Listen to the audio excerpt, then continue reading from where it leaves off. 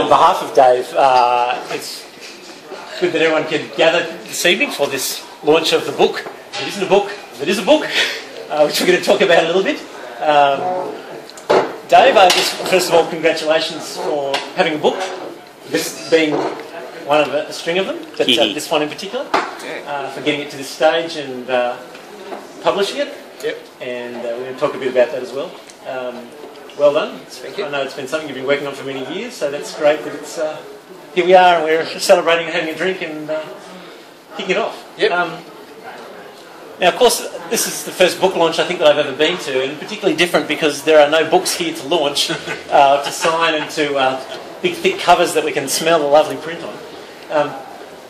You've gone this whole electronic book thing. Do you want to just talk about that first up? This is the book that you don't have. What are the pros and cons of this whole process? There's a whole lot. There's this process you go through, which is, I reckon, it's just the most exciting thing, where you press this button at Amazon.com in your account, it says save and publish, and this little thing starts going. About 6 hours later, you're on sale.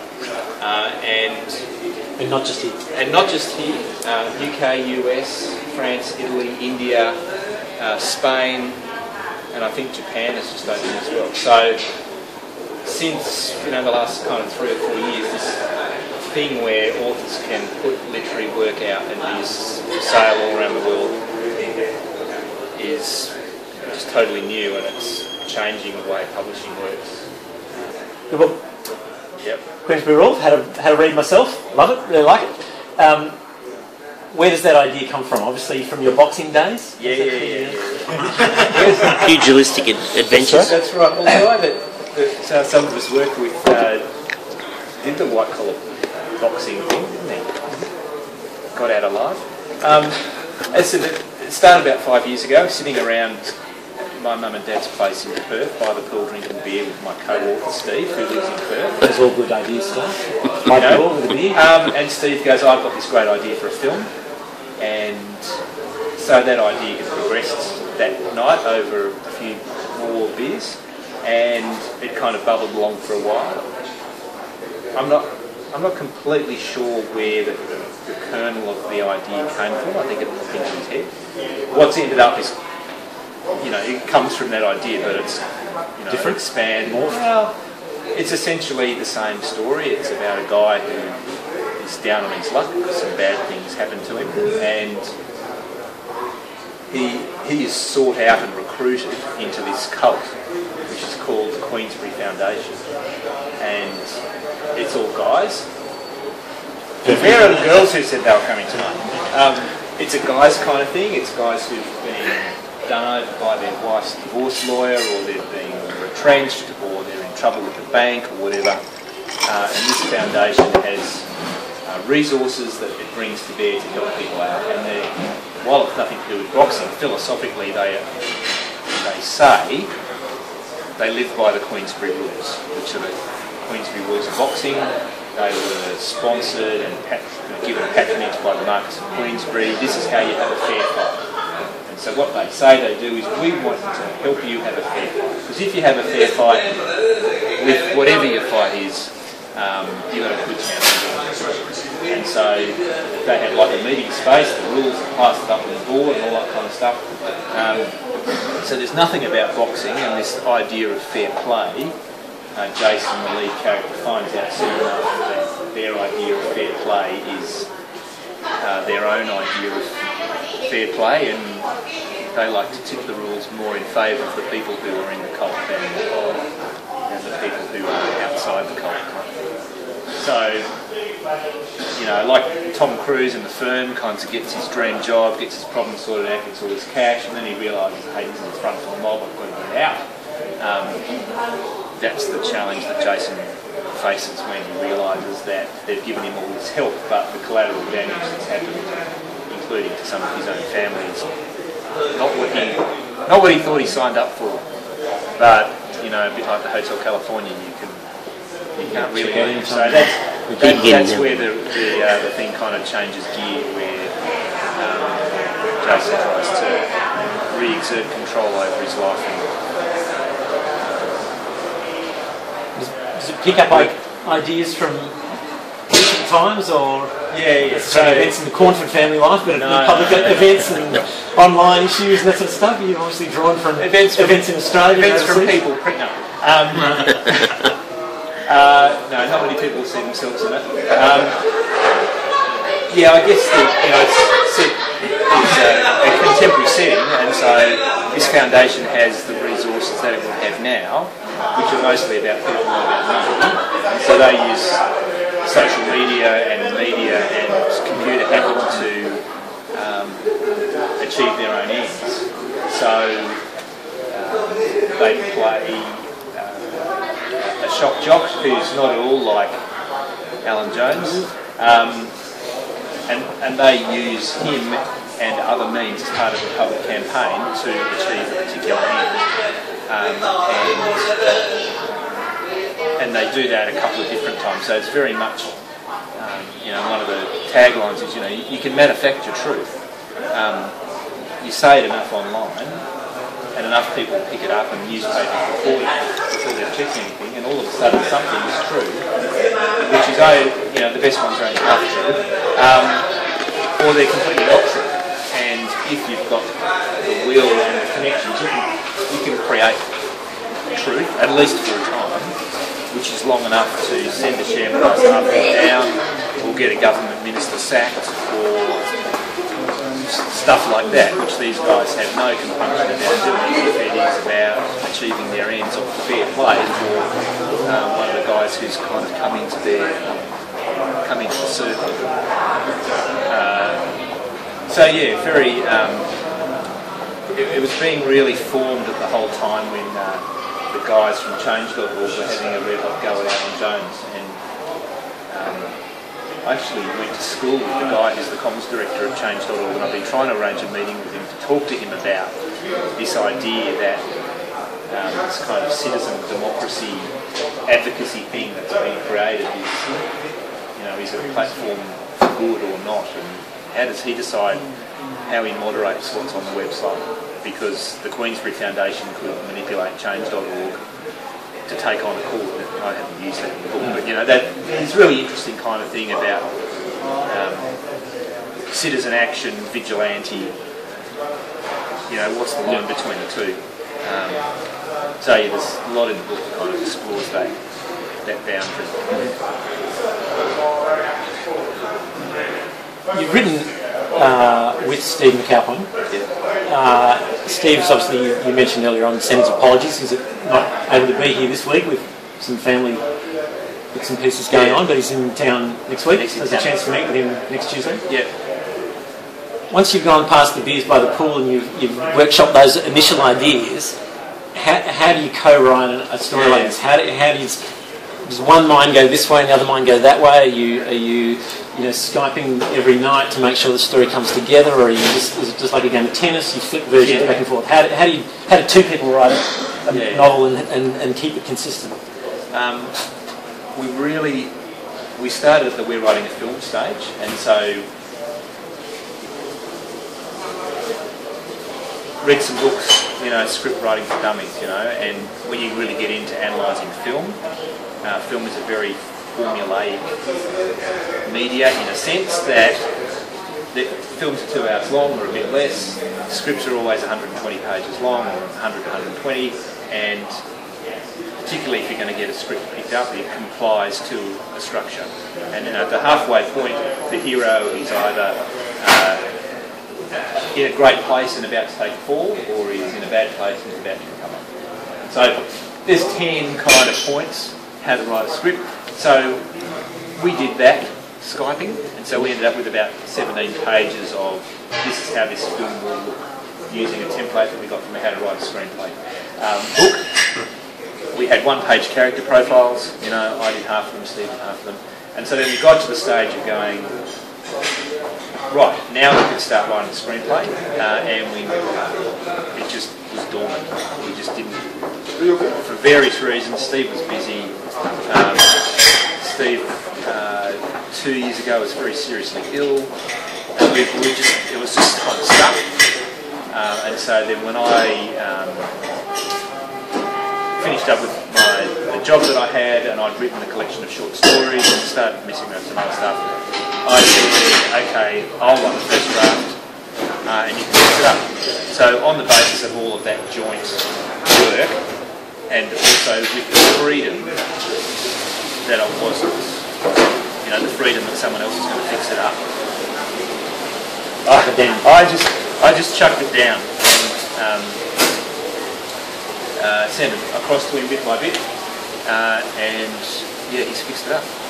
So he's basically been the editor in the sense, but not in the sense that it was starting from scratch. Obviously, we've done all of this work together to kind of set it up and get it going. So lots of Skypes, lots of emails back and forward.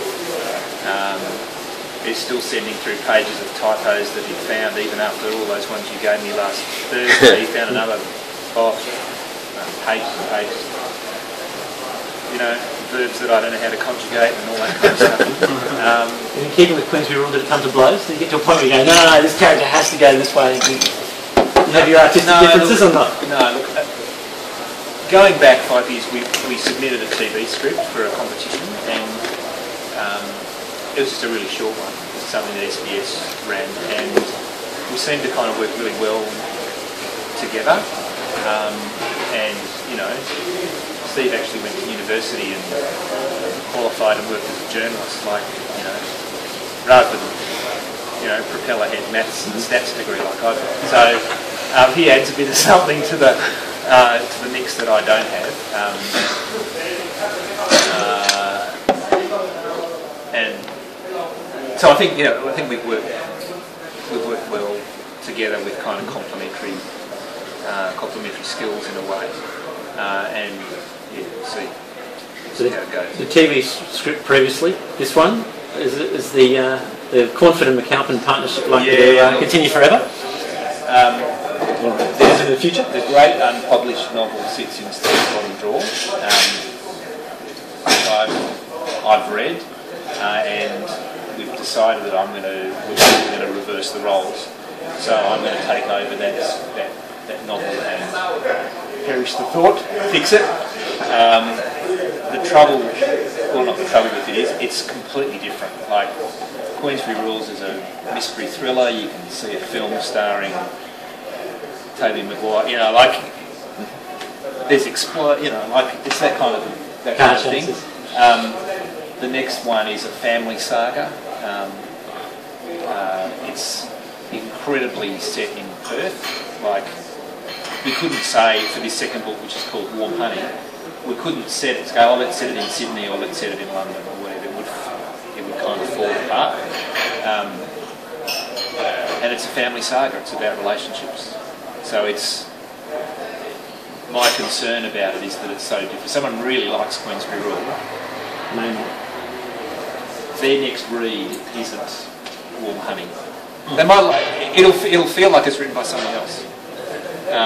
It's a much more literary kind of work, and I'm going to start over Christmas holidays. I'm quite daunted by it because I feel like I'm fixing up something, and it is beautifully written. It just has some plot problems, and it's at the same place that films and books always have their problems. It's at about the 2/3, 3/4 mark, where what you need is the hero to take what's happening by the throat and shake it and take control. And that's the first draft of Queensberry Rule. It had the same problem. The ending is exactly the same, but in that third quarter, stuff happened to Jason that got him to the end, and that's very unrewarding. And so now the same things happen, but he takes hold of the story and shakes it, and that's what needs to happen to kind of fix it up. But isn't that what you love about it? Isn't that what you go for, so you can actually transform it? Oh, look, I'm excited by it. I'm just totally scared that I'm not up to the task kind of thing. I'll be doing a lot less to it than Steve did to my draft of Queensberry, I think. And again,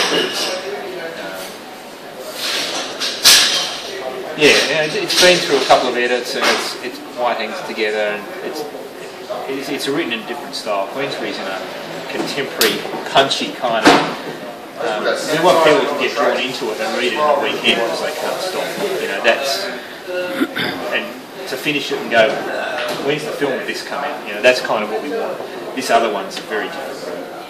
Would be a very different thing. There's another great author from Perth who's written about family life and matters. Is it in his? Is it Winton-esque? Dare we say? Look, I don't know what you guys. Winton is just a genius, and I guess because I've lived in Perth and been on holidays in the towns where the books are set, I can taste the salt in my tongue when I read the way he describes either Lancelin in Dirt Music or Albany in Breathe, or whichever one it is. Yeah, look, it's not that. It's not that.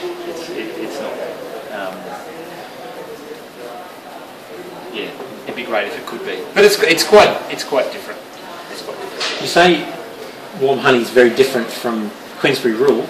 Queensberry Rule is your 8th published work.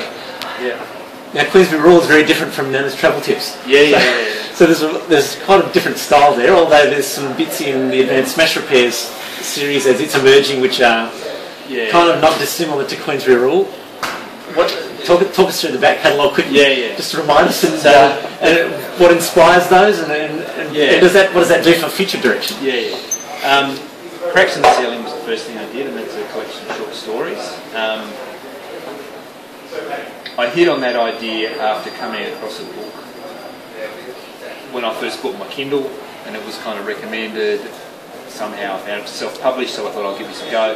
And it's a collection of short stories set in the scenario where Yellowstone National Park has, the caldera mega volcano thing there has exploded. So basically the US is in the process of being covered in ash, and these short stories are set in that context. Some they're at a dinner party waiting for it to hit and they're all going to die in half an hour, and others they're living in the ash 3 months later. And so that gave me the idea, and they're all different, written by different authors, so I thought, right, this is interesting, I'm going to see if I can write a series of short stories set in the post-GFC world from different points of view. And so, and at that stage I didn't know if I could keep going past a week of actually writing or if anyone would actually bother reading anything. So that was the first one, kept going. There's a little bit of therapy and a little bit of autobiography in some of those stories and not in others. There's 3 of the stories of the 11 are set in a fictional bank or financial service company called National Civic Bank. And any similarities? Purely coincidental. And characters living or dead. And so there's a mixture of stories in there, but those 3 and the pace of them, particularly one called Project, which I wrote very quickly. Just kind of, I think I discovered the thing that I really like to write. So the Queensberry is like that. Nana's Travel Tips came out of a family holiday where we were bagging out my mum in my arms. So we just started writing it down, and my cousins and I swapped emails, and so that's like one of those little $15 books you buy at clinics, except it's only $1 if you buy it electronically. I repackaged 3 stories from Cracks in the Ceiling as 15 Civic Square, which is the head office of the bank. That's going to be a series. Advanced Smash Repairs is conceived as a series. Think of a 6-episode TV series. They're long short stories, about 12,000 words. So I've written 2 of those. I'm halfway through the 3rd, and my plan is I'm going to write 3, 4, 5 and 6. Relaunch it and release them weekly or fortnightly kind of thing. Excellent. So the Warm Honey one, the more of the Advanced Smash Repairs series, and a book based on a crazy dream by Jeremy. It's called Cake Knives Don't Kill. It is going to be. It is just. I'm so red hot to write it. I just haven't been able to. Right. Not as red or hot as I am to read it. I've heard the concept. Basically, it's a bit like The Man Who Sued God, kind of. You've all been to those farewell parties at work where, you know, people are leaving, everyone's leaving, whatever. But at this particular farewell party, someone's had enough of this whole sham, and they pick up the knife and the farewell, do the boss in, and Crazy breed. Jeremy had too much cheese on Sunday night after dinner, and anyway, the guy's defence is justifiable homicide on the basis of the sins of the company, and he gets off. If that's not giving away. So that's kind of the concept. That's the concept. That's the concept. I've got a bit of material to throw into that one. That's one. I haven't started the interviews yet. The research project. That will be a different style of work, but it will be a seminal work on post GFC workplaces.